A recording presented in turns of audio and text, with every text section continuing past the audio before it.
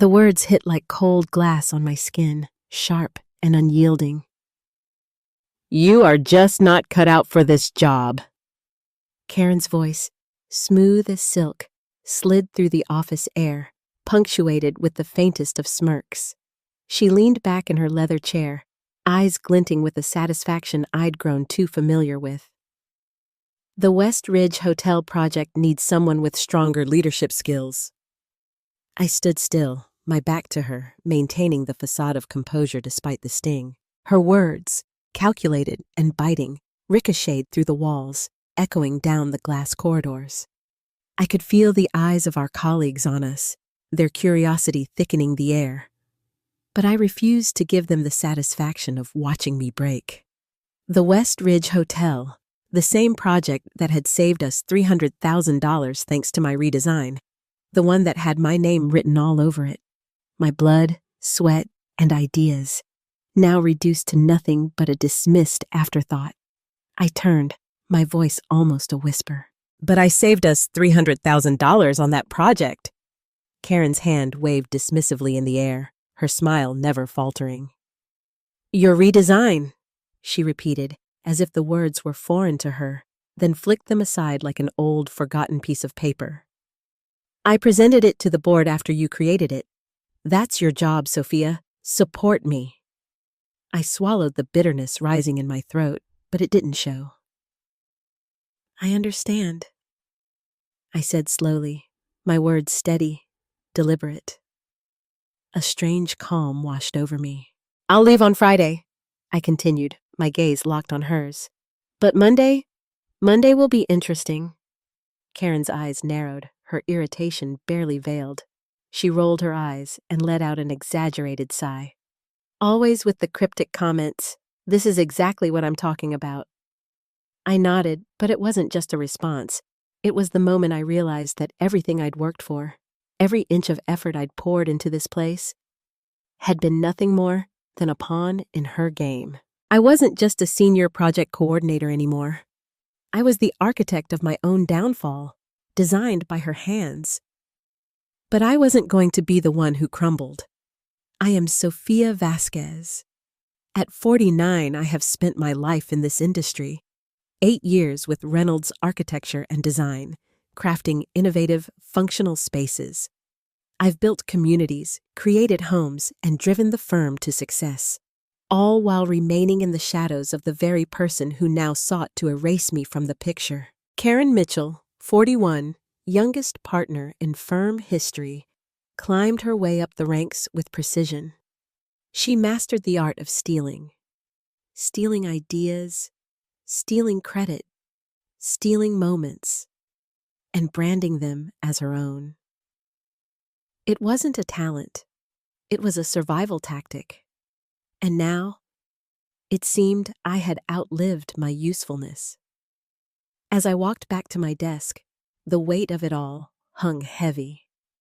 The wall of project photos in the hallway stood before me, each plaque bearing her name as lead designer. The West Ridge Hotel, Pinecrest Community Center, Lakeview Towers, each a testament to my work, to my heart and soul, now rebranded under her dominion.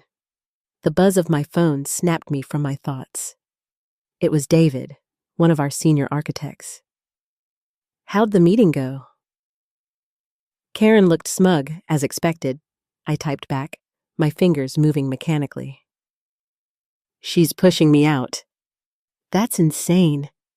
Your coastal restoration project just won an award."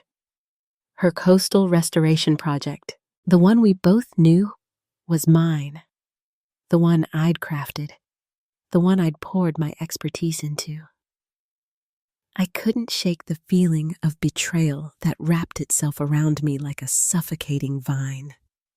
I leaned back in my chair, unlocking my drawer. The hard drive clicked open under my fingers, the files inside each a silent witness to my work, my battle. The documentation I'd been collecting for months, hidden away for a rainy day, had now become my lifeline. Every original design, every email chain, every piece of evidence I had that Karen's rapid ascent had been built on a lie. The phone rang. "Sophia, there's someone from Archer and Hayes in the lobby asking for you. Says it's about the consultation you did for them." I froze. Archer and Hayes? Our biggest competitor? I'd never worked for them. A slow, creeping dread spread through my veins as I grabbed my coat. This wasn't just about Karen anymore. No, something darker was unfolding, something far worse than I had realized. I'd spent 27 years in this industry, starting from nothing in New York, working my way up while raising my daughter. I'd built a name for myself, earning my place in Reynolds after years of dedication. But everything was slipping through my fingers now, as if the foundation I'd built had been nothing but a house of cards waiting for the first gust of wind to knock it down. 8 years ago, when I joined Reynolds, it was supposed to be my chance. A leadership role, creative freedom, and the resources to make a real impact. Under the old creative director, I thrived. My coastal restoration project had become the firm's flagship, and then she appeared. Karen Mitchell, the ambitious project manager who charmed the right people and positioned herself perfectly for a meteoric rise. I had admired her at first, her smooth presentations, her smooth interactions. I thought we were on the same side. Perhaps I even thought she might be a friend. But slowly, the cracks began to show. My ideas started disappearing, my contributions overlooked. Projects I'd begun were reassigned to her, with her voice echoing mine in every meeting. Sophia had an interesting starting point, but I refined it into something more practical. The words stung like venom. They were her words now, but they'd started as mine. Harold, nearing the end of his career, had grown increasingly disengaged, his focus shifting elsewhere. He seemed charmed by Karen's carefully crafted persona, confident yet deferential, a mix of competence and calculated humility that spoke directly to the aging partners, most of whom were over 60. They responded as she'd intended, nodding approval at her constant flattery, her precise navigation of their egos. It wasn't lost on my colleagues, though. David, one of the architects I respected, once whispered to me in the break room, his voice low and conspiratorial. "Did she seriously just present your riverfront concept as her breakthrough idea?" The sting of his words never quite left, but I didn't respond. I couldn't.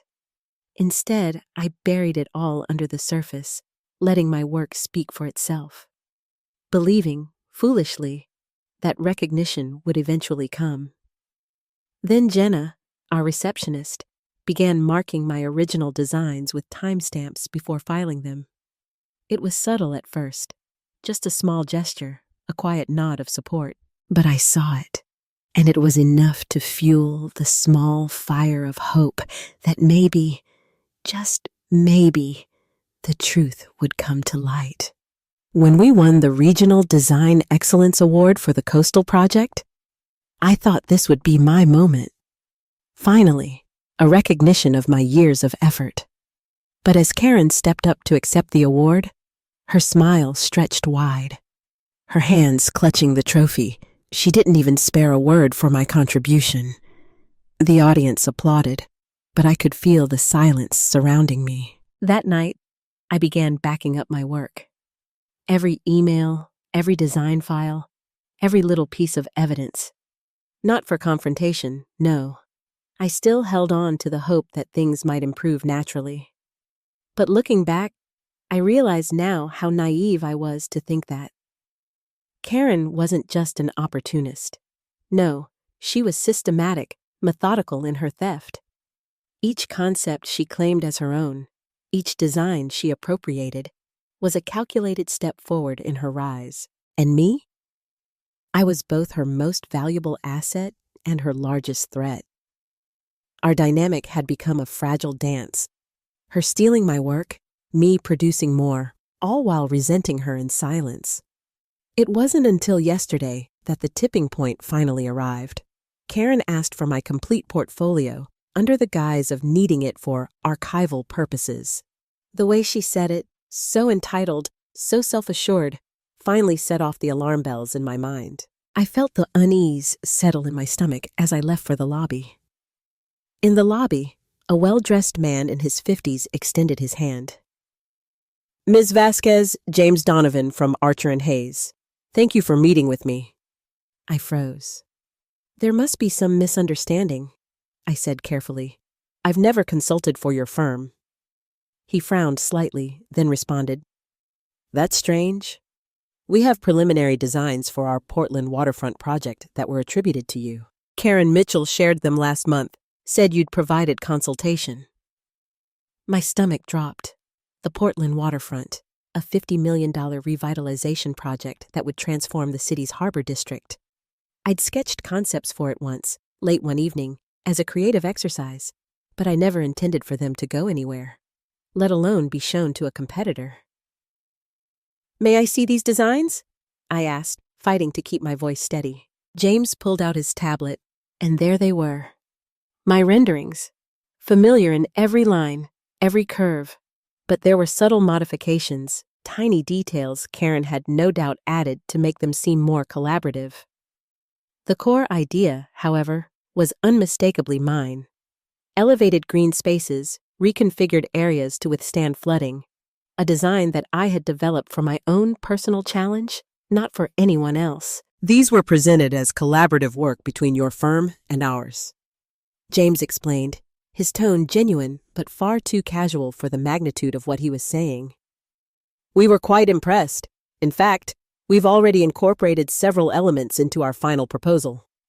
I couldn't breathe for a moment, the room around me tilting as if the floor was giving way.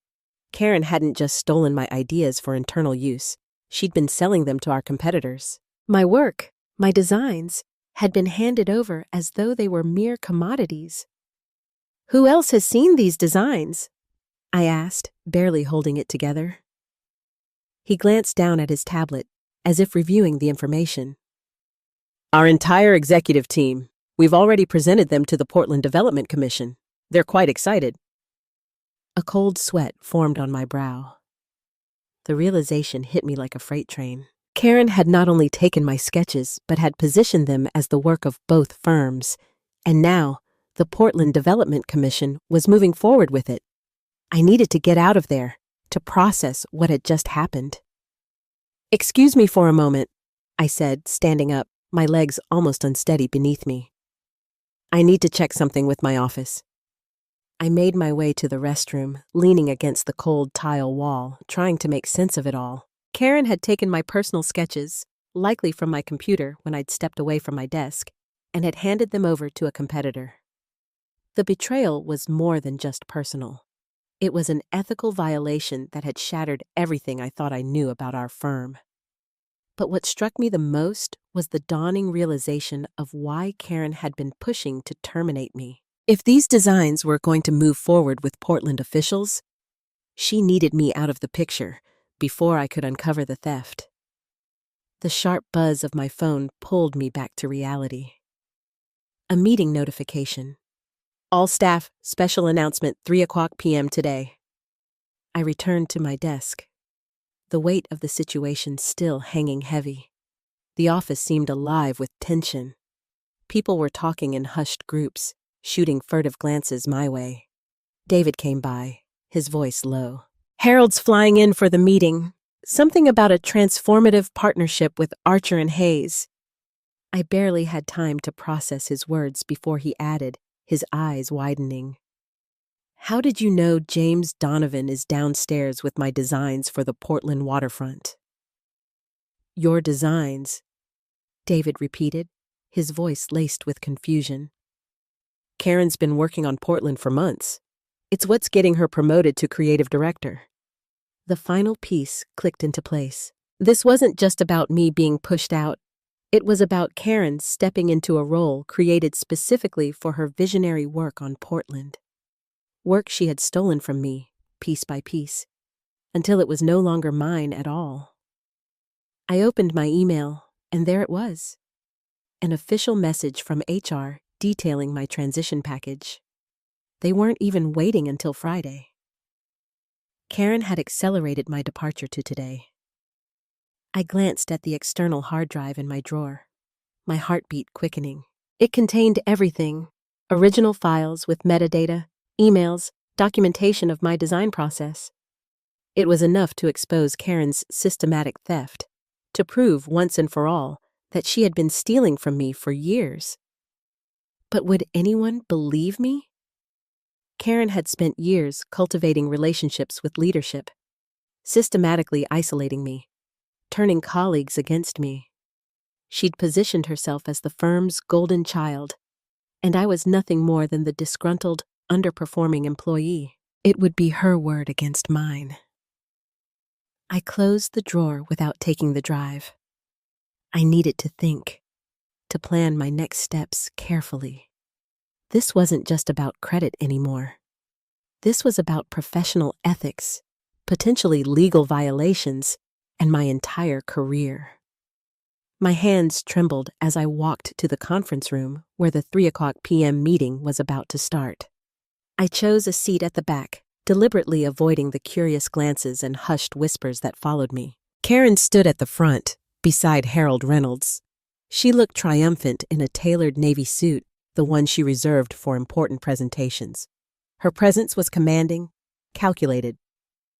Harold cleared his throat, stepping up to the podium. "Today marks an exciting new chapter for Reynolds Architecture and Design," Harold announced, his voice booming across the room. "We're announcing a strategic partnership with Archer and Hayes for the Portland waterfront revitalization." I felt my stomach lurch as the screen behind him flickered to life. There were my designs, the ones James Donovan had shown me earlier, now branded with both companies' logos. "This collaboration, spearheaded by Karen Mitchell, represents the innovative thinking that drives our firm forward," Harold continued, his words smooth but hollow. "Karen's vision for Portland has already impressed city officials and secured preliminary approval." Karen stepped forward, her smile radiant as she clicked through my sketches, explaining concepts I had developed after countless late nights, as if they were her own inspiration. Each slide twisted the knife deeper, until the pain was a raw, searing ache in my chest. "Thank you, Harold," Karen said, beaming. "This project exemplifies our commitment to sustainable urban renewal." The applause was deafening. Karen had won. She was everything they wanted: young, ambitious, and now the new creative director. Harold announced her promotion with practiced enthusiasm. "I'm pleased to name Karen our new creative director, effective immediately." The room erupted in applause again, and for a moment, I almost felt like an invisible ghost, erased from my own life. Karen accepted her promotion with humility, thanking Harold for his guidance. As the crowd continued to applaud, her gaze briefly met mine. In that flicker of eye contact, I saw a warning. A flash of triumph veiled by a mask of polite professionalism. When the presentation ended, I stood up. My legs felt heavy, like they were made of lead, but I walked toward Harold with purpose. "Harold," I said, keeping my voice steady, "could I speak with you privately about the Portland project?" "Of course, Sophia," he replied, nodding. "Let's use my office." Hope sparked in my chest. Harold had always been fair, if somewhat detached. Maybe, just maybe, he would listen. I followed him toward the hallway, but before we could reach his office, Karen intercepted us. "Harold," she said sweetly, "we should discuss the transition plan for my role." She glanced at her watch, then added, "And didn't you have that call with the board at 3:30? "Yes," Harold said, checking his watch. "But Sophia and I—" "Can this wait until tomorrow?" Karen interrupted, her voice too smooth, too calculated. "It's regarding the origin of the Portland designs." I stood firm. This was it. "I said it's important," I repeated, my tone unyielding. "It's about the origin of the Portland designs." Karen smiled, but there was nothing warm about it. Her smile tightened at the corners. "Actually, Harold, that reminds me," she said, her voice laced with icy sweetness. "There are some concerns about Sophia's performance. I've been meaning to discuss them." Harold looked between us, his brow furrowed. "Resource allocation? Deadline issues?" Karen continued, her words measured, rehearsed. "And some confusion about project ownership." Her implication was clear. She was framing me as the one with ethical problems, the one with performance issues. Harold, caught between us, finally gestured for both of us to step into his office. "Let's address this now," he said, his voice tight. Inside the office, Karen began systematically undermining me. She presented doctored timelines, suggesting that I had taken credit for collaborative work that had never existed. She referenced performance issues that had never appeared in any of my reviews, presenting a narrative of incompetence that I knew she had fabricated. Worst of all, she implied that I had accessed her computer and stolen her Portland concepts. That was when I couldn't take it anymore. "That's completely untrue," I interrupted, my voice sharp. "I have proof that—" Harold's eyes cut to mine, hard and unforgiving. "This isn't productive, Sophia," he said, his tone dismissive. "Karen has documented her concerns thoroughly." And then, with a finality that twisted the knife deeper, he said, "Given these issues and the restructuring around our new partnership, we think it's best to accelerate your departure." I stared at the folder Karen handed me, rage and disbelief battling inside me. "You're terminating me today? Without even investigating her claims?" Karen slid the separation agreement in front of me, the terms all too familiar. 2-month severance, a quick exit. I would need to clear out my desk by the end of the day. Fury surged through me, but I held my ground. "And if I dispute this?" Harold's expression hardened, his words cutting through the air. "We have documentation of performance issues going back months. Fighting this would only damage your professional reputation." We both knew what that meant. Karen had been building a case against me, manipulating records to create a narrative of incompetence. And now, it was all set in motion. My career, my life, laid bare for them to control. Even with the hard evidence I had, a legal battle would be messy, public, and potentially career-ending. I sighed quietly, accepting the folder from Harold. "I understand," I said, the weight of the moment pressing down on me. Karen's smile was sweet, almost sympathetic, as if she were doing me a favor. "I'll help communicate this transition to the team," she said, her voice dripping with false concern. As I left Harold's office, my phone buzzed with an email notification.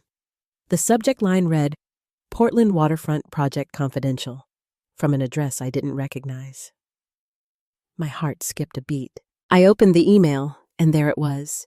Detailed information about the Portland project's upcoming phases, timelines, budgets, stakeholder information, and a brief message at the end.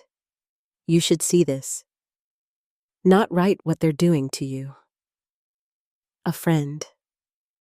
For a moment, I was tempted.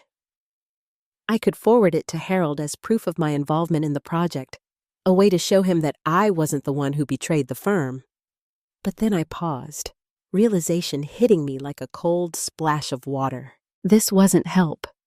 This was a trap. If I shared this confidential project information, especially after being terminated, Karen could accuse me of corporate espionage. I couldn't risk it. I methodically cleared my desk, packing personal items while an HR representative watched me closely. The external hard drive with my evidence went into my bag. First, family photos, then design awards, and the small, succulent plant my daughter had given me. The final remnants of 8 years reduced to a single cardboard box. "I'm sorry it ended this way," Jenna whispered as she hugged me goodbye at reception. "We all know what really happened." "Thank you," I said, touched by her support. "Take care of yourself." I left the building, stepping outside into the cool air. A cab pulled up, and I gave the driver my address, sinking into the back seat. The weight of the day settled on my shoulders.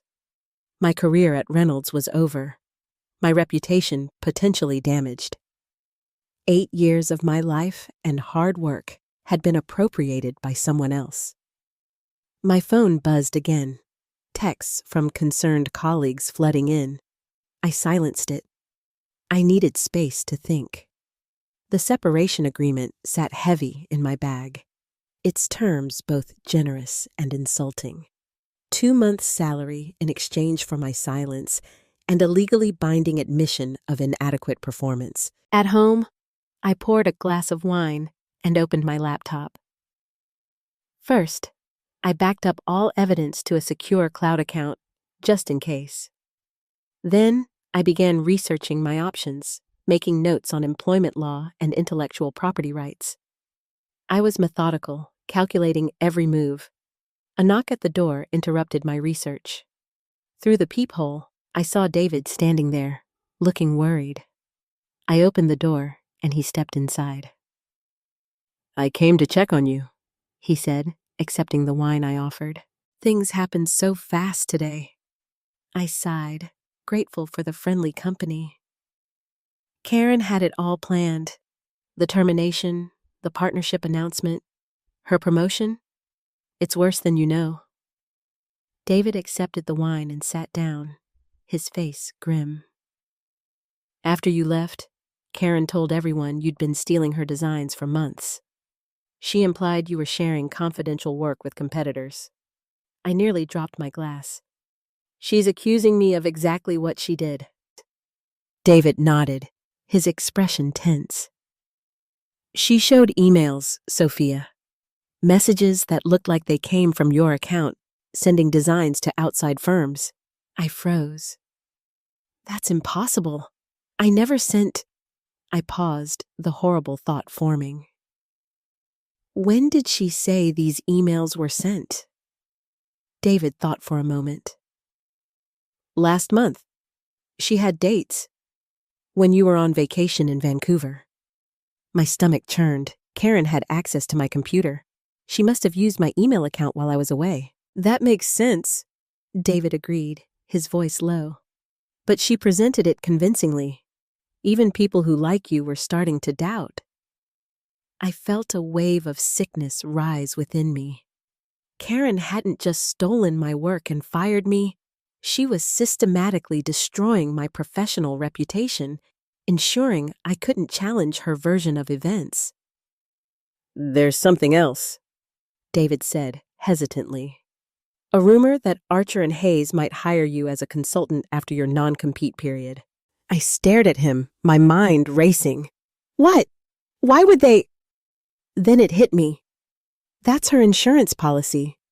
Karen was setting it up to look like I had sold my designs to Archer and Hayes all along. David nodded grimly. "If you take any action against Reynolds, she'll use that narrative to discredit you." I sat back, stunned. I had underestimated Karen. She hadn't just outmaneuvered me. She had planned several moves ahead, anticipating my potential responses and neutralizing them before I even had a chance to act. Before I could process it further, my phone rang. An unknown number. Against my better judgment, I answered. "Ms. Vasquez, James Donovan from Archer and Hayes," the voice on the other end said. "I wanted to follow up on our conversation." I felt a cold shiver crawl down my spine. "Mr. Donovan, I can't discuss anything related to Reynolds or the Portland project. I'm no longer with the firm." "Actually," he said, his tone casual but pointed, "that's precisely why I'm calling. Our leadership team was impressed with the concepts Karen attributed to you. We'd like to discuss a potential position." It was confirmation of exactly what David had warned me about. The job offer that would cement Karen's narrative of my betrayal. "I need to consider my options," I replied carefully. "Can I call you next week?" After hanging up, I opened my laptop again. I navigated to my email archive and began searching through 6 years of correspondence with Karen, looking for anything that might help my case. And then, in a folder of project communications from 3 years ago, I found it. An email chain I had completely forgotten. In the midst of the chaos, I found the key. A single email, buried deep within my archives, that would expose Karen's web of lies. She had sent it to me months ago, asking for my input on a struggling project. "Need your magic touch on this one," she had written. "The kind of innovative approach that made your coastal project such a success." It wasn't just evidence of my work. It was Karen, in her own words, confirming that I was the true creator of the award-winning design she had now stolen and claimed as her own with renewed vigor. The email was a direct admission, her acknowledgement that the coastal restoration project, the very project that had elevated her career, had been my creation from the start. I spent the weekend building my case. That email was just the beginning. I worked through every corner of my archives, constructing a meticulous timeline of Karen's appropriation of my work. By Sunday night, I had compiled a detailed dossier, original design files with metadata proving my authorship, email chains showing the evolution of the concepts, and performance reviews that contradicted Karen's false claims of my inadequacy. I even reached out to former clients, gathering testimonials from those who had worked directly with me. On Monday morning, I was ready to act. My plan was straightforward. Submit a formal complaint to the Reynolds Board of Directors, complete with irrefutable evidence, and then consult with an attorney about potential legal claims.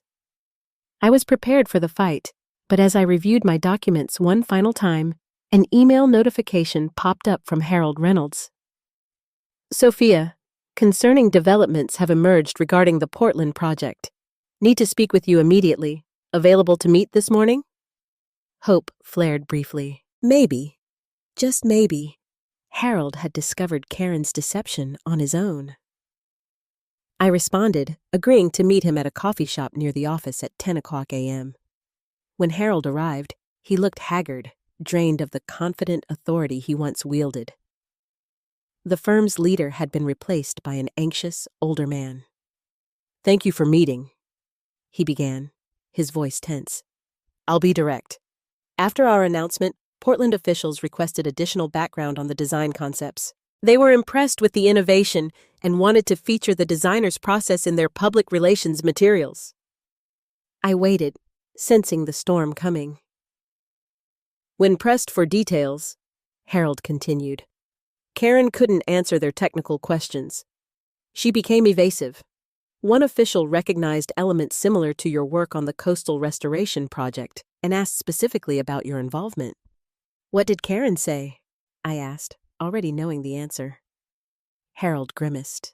"She claimed you had been her mentor, guiding her understanding of sustainable design principles." I couldn't help it. I laughed, the bitterness rising in my chest. "Her mentor? She's been taking credit for my work for years."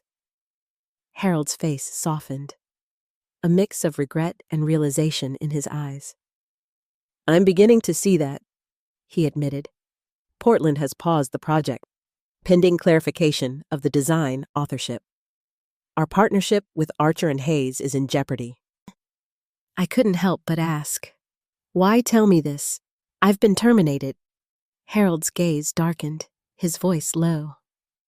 "Remember, Karen insists you have the original files that could resolve this issue. She's claiming you took them when you left." The audacity of it was breathtaking. Even now, Karen was manipulating the situation, attempting to force me into giving up the evidence that could expose her. "I have the original files," I confirmed, my voice unwavering, "and proof that they are my work, not hers." Harold leaned forward, his hands clasped together in front of him, the weight of the firm's reputation hanging in the air. "Sophia, the firm's reputation is at stake. We need to resolve this quickly and quietly."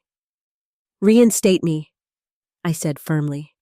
"Full position, clear my record, and remove Karen from any project involving my designs." Harold shook his head. "That's not possible. Karen has already been announced as creative director." "Then I'll take my evidence directly to Portland officials and to the architectural press," I said, my resolve hardening. Harold paled, the fear evident in his eyes. You'd damage the entire firm to get back at Karen? I leaned in, my voice steady. I'd ensure proper credit for my work, I corrected him. The damage to Reynolds would be collateral to Karen's actions, not mine. As we reached this impasse, my phone buzzed again.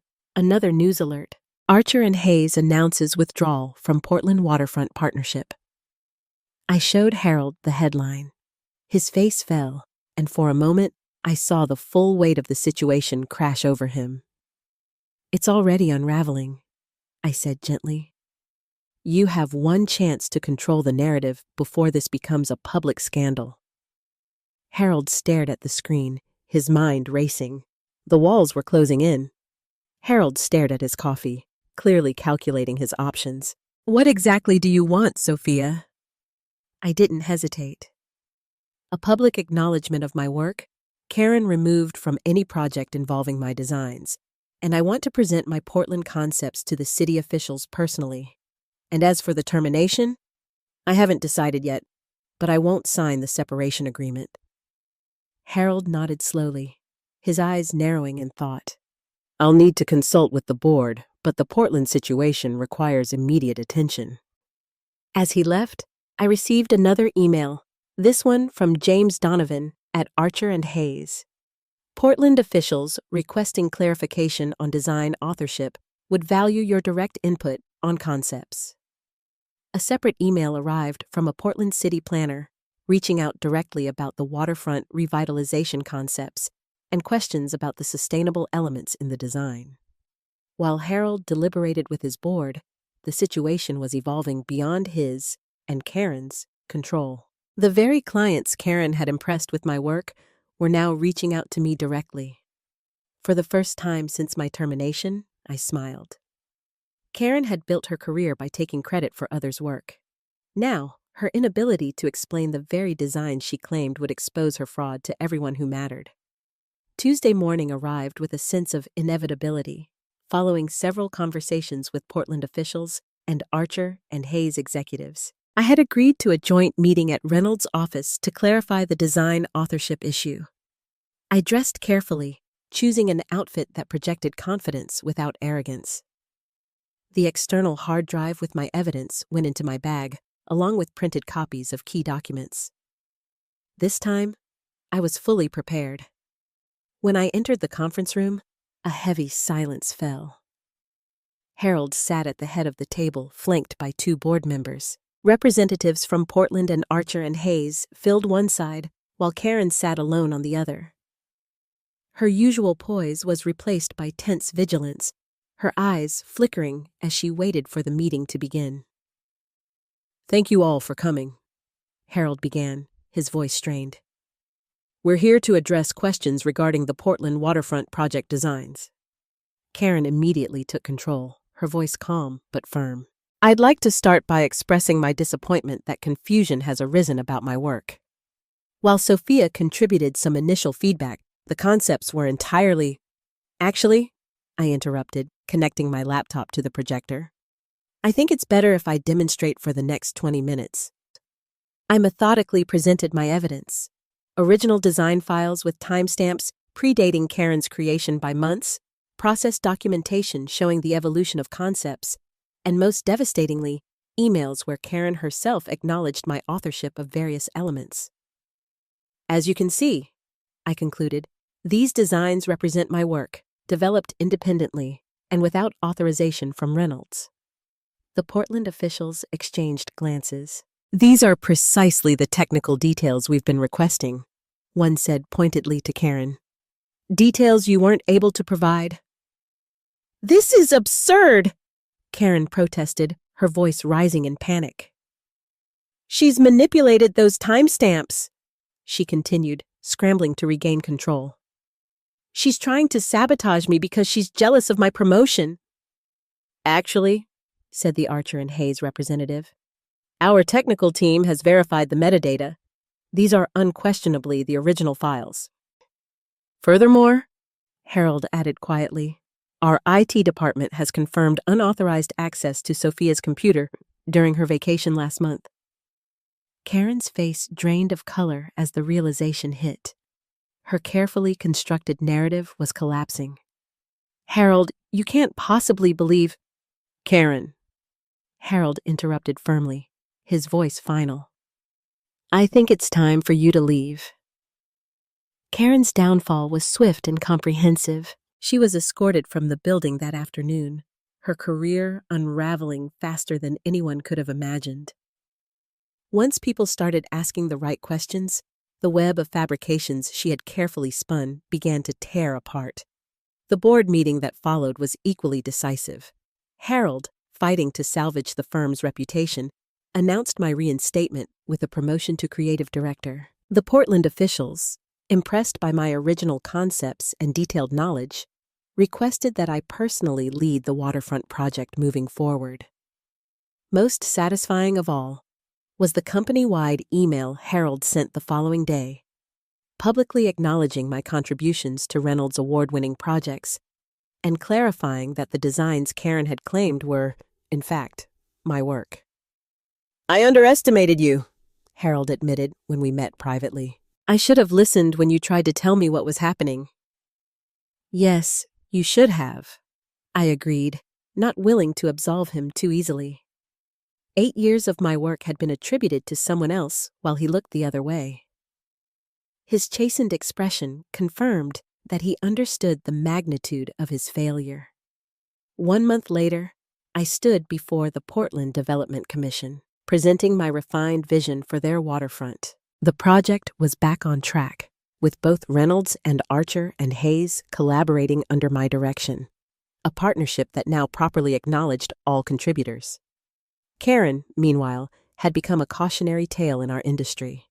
After 3 other designers came forward with similar stories of appropriated work, her reputation was in tatters. Last I heard, she had left architecture entirely. As for me, my career entered a new phase. The spotlight I'd avoided for years now felt less intimidating. I established clear protocols for design attribution at Reynolds, mentored younger staff, and finally received the recognition my work had always deserved. Was it worth it? My daughter asked over dinner, celebrating my first major project launch as creative director. All those years of someone else taking credit, I considered the question, remembering Karen's dismissive words that fateful day.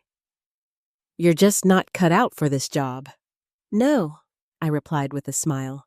But the vindication at the end, that was definitely worth waiting for.